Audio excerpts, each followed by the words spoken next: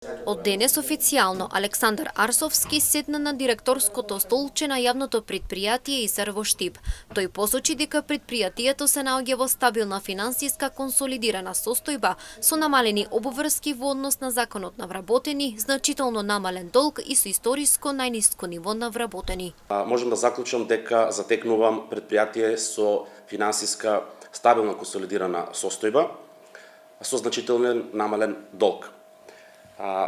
Исто така се намалени обврските по однос на Законот за работни односи. Дел од нив се во целост исплатени, дел се во фаза на исплата, а со остатокот има склучено договори за нивна целосна реализација. Намален е и бројот на историско најниско ниво на вработените во јавното предпријатие.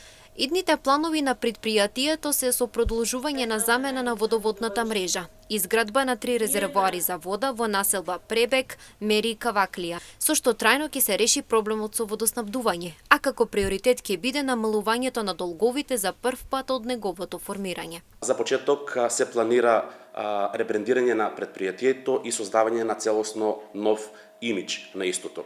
Продолжување со замена на водоводната мрежа и изградба на 3 резервоара за вода, тоа се резервоарите Пребек, Мери и Каваклија, со што трајно ќе се реши проблемот со водоснабдувањето и дотокот на вода во високите зони од градот.